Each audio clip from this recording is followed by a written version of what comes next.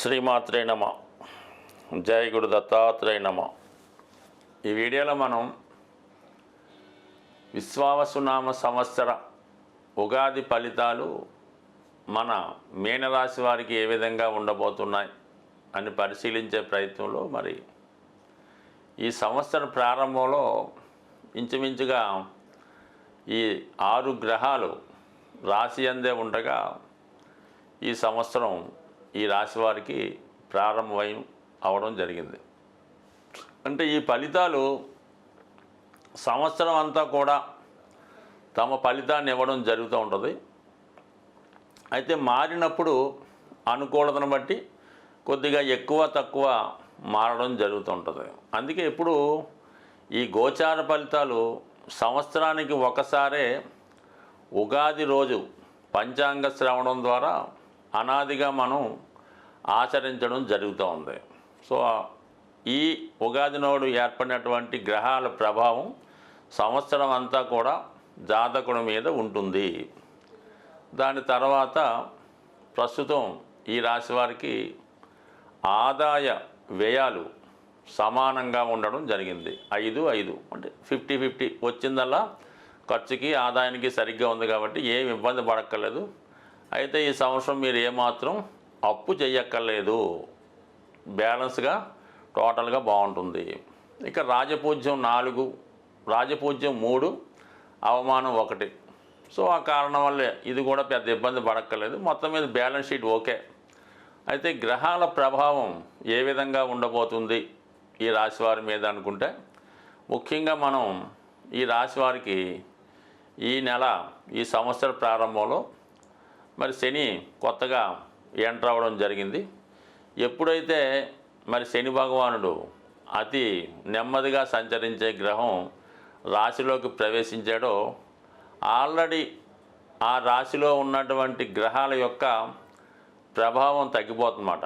అంటే ఆ మిగతా గ్రహాలు వాటి యొక్క ప్రభావాన్ని ఇవ్వలేకపోతుంటాయి. అంటే శని ఇప్పుడు అత్యంత ప్రభావవంతమైన గ్రహం అవటం వల్ల శని ఎంటర్ అవుతుంటాడు, ఆటోమేటిక్గా మిగతా గ్రహాలు సైలెంట్ అయిపోతాయి. దానివల్ల కేవలం శని మాత్రమే జన్మశనిగా మీ మీద ఎక్కువ ప్రభావాన్ని చూపడం జరుగుతూ ఉంటుంది. అయితే ఏంటంటే మరి రాహు కూడా అక్కడ ఉన్నాడు. మరి రాహు మిత్రుడు శని భగవానుడికి. అందువలన ఈ రాహు శని కలిసి ఏంటంటే ఒకేసారి ఈ వృత్తిని మీకు ఇంప్రూవ్మెంట్ చేయడం జరుగుతూ ఉంటుంది. అంటే ప్రస్తుతం మీరు మాన్యువల్గా చేస్తున్నటువంటి వృత్తి ఒకేసారి టెక్నాలజీ ఉపయోగించి గొప్ప గొప్ప యంత్రాలు ఉపయోగించి మీ యొక్క తెలివితేటలతో చాలా సూక్ష్మంగా ప్రయత్నం చేస్తూ గొప్ప ఫలితాన్ని సాధిస్తూ ఉంటారు.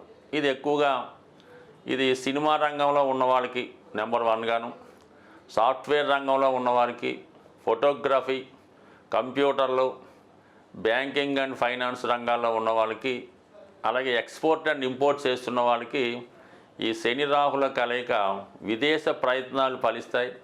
విదేశం నుంచి ఆర్డర్లు రావడం జరుగుతూ ఉంటుంది. ఒకేసారి మీ యొక్క మార్కెట్ వాల్యూ కూడా పెరుగుతూ ఉంటుంది. మీరు ఒక ప్రోడక్ట్ని గతంలో ఒక 10,000కి అమ్ముతూ ఉంటే అనూహ్యంగా ఒక 1,00,000 రూపాయలకి అమ్మే విధంగా మీ యొక్క ప్రోడక్ట్కి, మీ యొక్క సేవలకి డిమాండ్ పెరగడం జరుగుతూ ఉంటుంది.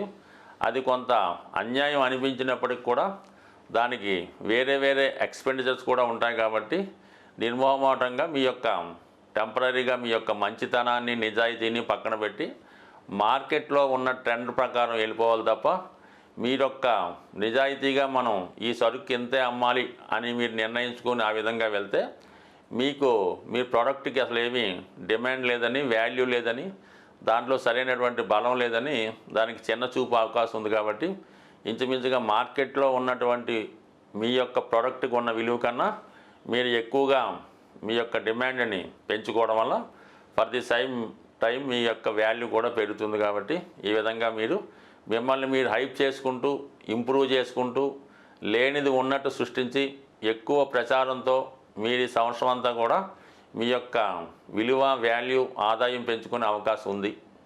అయితే ఈ అవకాశం మీకు మే 18 వరకు మాత్రమే ఉంటుంది. మే 18 తర్వాత రాహు 12వ స్థానంలోకి రావడం జరుగుతూ ఉంటుంది. అప్పుడు ఆటోమేటిక్గా మీ యొక్క ఆదాయం కన్నా ఖర్చు ఎక్కువ పెరుగుతూ ఉంటుంది. బ్లాక్ మనీ రూపంలో కానీ, లంచాల రూపంలో కానీ అనవసర ఖర్చులు పబ్లిసిటీకి పెట్టవలసి ఉంటుంది. కాబట్టి ఈలోగానే మీ యొక్క ప్రోడక్ట్ని మార్కెట్ చేసుకుంటే మంచిది. బట్ ఏదైనా ఈ శుక్ర శని గ్రహాల కలయిక వల్ల మీ యొక్క జీవిత భాగస్వామికి గొప్ప హోదా లభిస్తుంది. అలాగే మీకు వ్యక్తిగతంగా మీ కుటుంబంలో ఉన్నటువంటి స్త్రీల సహకారం పెరిగే అవకాశం ఉంది. అలాగే ఈ సినిమా రంగంలో ఉన్న వాళ్ళకి ఈ శుక్రగ్రహ ప్రభావం వల్ల ఎక్కువ డిమాండు, అలాగే ఎక్కువ పబ్లిసిటీ పెరిగే అవకాశం ఉంటుంది. ఇక ఈ రాశిలో ఉన్నటువంటి స్త్రీలకి చాలా గొప్ప అవకాశం రాబోతుంది. అంటే శుక్రుడు ఉచ్చులో ఉండడం వల్ల ఏంటంటే వాళ్ళ వ్యక్తిగత ఇమేజ్ పెరుగుతుంది, వాళ్ళ కాన్ఫిడెన్స్ పెరుగుతుంది. దానికి శనిగ్రహం కలటం వల్ల అటు రాజకీయ రంగంలో ప్రవేశించాలన్నా, సినిమా రంగంలో ప్రవేశించాలన్నా, మీరు ఏదన్నా ఒక బ్యూటీ కాంటెస్ట్ కానీ, లేదంటే ఏదన్నా ఒక పబ్లిక్లో మంచి హోదా కలిగినటువంటి వృత్తిలో ప్రవేశించాలన్నా ఈ గ్రహస్థితి మీకు ఎక్కువగా స్త్రీలకి వాళ్ళ యొక్క హోదా పెంచే విధంగా అనుకూలించే అవకాశం ఉంది. మరి ఇక్కడ బుధగ్రహం కూడా ఉన్నప్పుడు ఈ బుధుడు నీచభంగ రాజయోగంలో ఉండడం వల్ల వ్యాపారంలో మీరు గతంలో నష్టపోయినటువంటి మీ ఇమేజ్ని కానీ, మీ యొక్క ధనాన్ని కానీ తిరిగి పొందే విధంగా ఈ బుధగ్రహం కూడా మీకు ఈ సంవత్సరం అంతా కూడా సహకరించే అవకాశం ఉంది. ఇక రవికి కూడా అక్కడ ఉండడం వల్ల ఏంటంటే ఆటోమేటిక్గా మీకు మీ యొక్క నేమ్ అండ్ ఫేమ్ విపరీతంగా పెరుగుతూ ఉంటుంది. అలాగే మీ యొక్క మార్కెట్ వాల్యూ కూడా పెరిగే అవకాశం ఉంది. కాబట్టి మొత్తం మీద ఇవన్నీ కూడా మీకు ఈ జన్మరాశిలోనే ఈ షష్టగ్రహ కూటమి ఈ మీనరాశి వారికి బాగా లాభించే అవకాశం ఉంది. దానికి మెయిన్గా ఇంకో అదృష్టం ఏంటంటే రాస్యాధిపతిగా ఉన్నటువంటి గురువు తృతీయ స్థానంలో సంచరిస్తూ తృతీయాధిపతితో పరివర్తన చెందడం జరిగింది.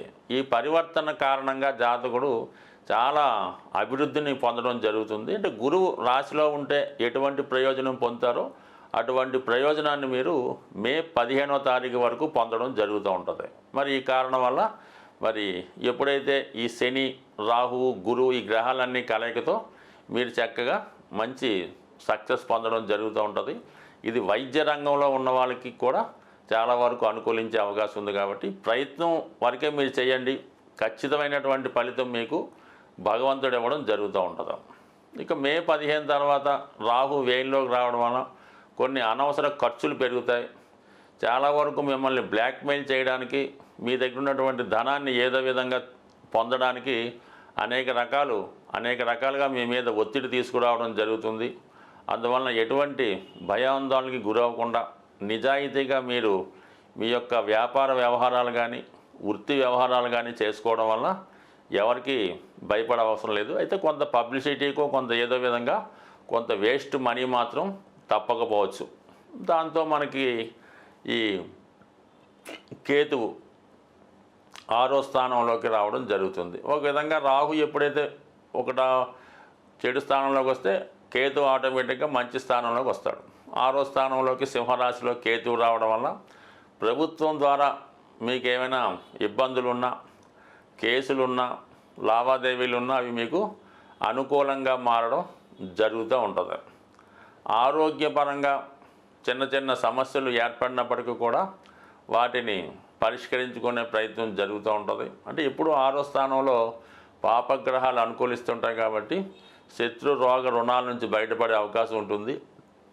ఏదైనా వైద్యం ద్వారా కానీ ఏదన్నా గ్రహాల్ని సంతృప్తిపరచడం ద్వారా సరైనటువంటి పరిహారాలు చేసుకోవడం వల్ల ఈ కేతుగ్రహం మీకు సహకరించడం జరుగుతుంది. కాబట్టి మరి సాధారణంగా ఈ రాశివారు కొన్ని గ్రహాలకి ఈ సంవత్సరంలో పరిహారం చేసుకోవడం వల్ల వాటికి తగినటువంటి జపాలు కానీ దానాలు కానీ చేసుకోవడం వల్ల సాధ్యమైనంత వరకు ఇంకా మంచి ఫలితాలు ఈ రాశివారు పొందే అవకాశం ఉంటుంది. సాధారణంగా గ్రహాలకి మనం పరిహారాలు చేస్తున్నప్పుడు ఒక విధంగా జలతత్వంలో ఎక్కువ గ్రహాలు ఉన్నప్పుడు కానీ ఆ జలతత్వంలో ఉన్నటువంటి గ్రహాలు మనకి వ్యతిరేక ఫలితాలు ఇస్తున్నప్పుడు అభిషేకం ద్వారా మనం ఆ గ్రహాన్ని పరిహారం చేస్తే 100% ఆ ఫలితం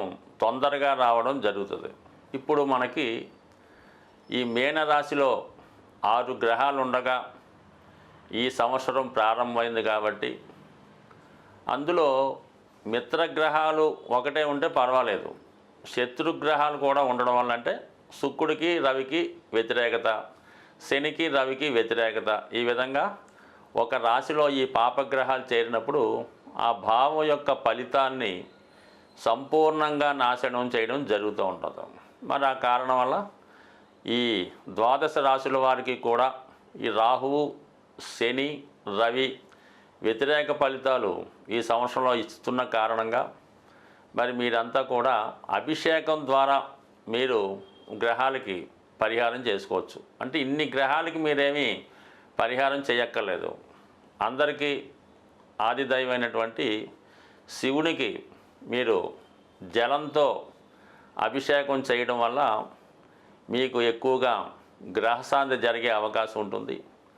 అలాగే మీరు ఏదైనా ఒక పుణ్య నది స్నానం ద్వారా ఖచ్చితంగా ఈ గ్రహాల యొక్క ఫలితాల నుంచి, అంటే పాప ఫలితాల నుంచి బయటపడే అవకాశం ఉంది. కాబట్టి మరి విధి విధానంగా అన్ని రాశుల వారికి సులభంగా మీరు పరిహారం పొందాలంటే ఒకటేంటంటే శివుడికి మాస శివరాత్రి రోజు అభిషేకం చేసుకోవడం, అవకాశం ఉన్నప్పుడు పుణ్యనది స్నానం చేయడం ద్వారా మీరు పునీతులయ్యే అవకాశం ఉంది. అలాగే మనకి ఏదైనా అగ్నితత్వ రాశిలో ఉన్నటువంటి గ్రహం ఇబ్బంది పెడుతుంటే మరి హోమం చేసుకోవడం ద్వారా ఆ గ్రహం యొక్క మంచి ఫలితాన్ని పొందవచ్చు. అంటే ప్రస్తుతం ఈ ప్రారంభంలో పెద్దగా అగ్నితత్వ రాశుల్లో గ్రహాలు లేవు కాబట్టి ఏదైనా మీకు ఇదొక అగ్ని ద్వారా పరిహారం, అంటే హోమం చేసుకోవడం. అయితే భూతత్వ రాశులైనటువంటి వృషభం, మకరం, కన్య రాశుల్లో పాపగ్రహాలు ఉన్నప్పుడు వాటి పరిహారం నిమిత్తం మీరు మరి దైవానికి ప్రసాదాలు పెట్టడం ద్వారా పరిహారం పొందొచ్చు. ఒక విధంగా అన్నదానం ద్వారా మీరు ఆ గ్రహాల యొక్క, అంటే ఆ రాశి యాక్టివేట్ అయితే ఆటోమేటిక్గా అందులో ఉన్నటువంటి గ్రహం మంచి ఫలితం ఇస్తుంది. కాబట్టి మరి కేతుగ్రహ అనుగ్రహం కోసం అన్న సంతర్పణ ద్వారా, అన్నదానం ద్వారా ఫలితాన్ని పొందొచ్చు. వాయుతత్వంలో ఎక్కువ గ్రహాలు ఉన్నప్పుడు, పాపగ్రహాలు ఉన్నప్పుడు జపం ద్వారా, అంటే మీకు మీరే చేసుకునే ఏదో ఒక మంత్రం చేసుకోవడం ద్వారా మరి వాయుతత్వంలో ఉన్నటువంటి గ్రహాలు మీకు మంచి ఫలితాన్ని ఇవ్వడం జరుగుతూ ఉంటుంది. బట్ ఏదైనా మరి ఈ సంవత్సరంలో ఈ జలతత్వంలో ఉన్నటువంటి రాహువు, శని మొదలగు పాపగ్రహాల శుభ ఫలితం పొందాలంటే ఖచ్చితంగా మీరు అభిషేకాల ద్వారా అమ్మవారికి చేయించుకోవచ్చు, అయ్యవారికి చేయించుకోవచ్చు. లేదంటే మీకు మీరు కూడా ఏదైనా ఒక పవిత్ర నదిలో స్నానం చేయడం వల్ల ఖచ్చితంగా పునీతులై ఆ గ్రహాల ప్రభావం నుంచి బయటపడే అవకాశం ఉంటుంది.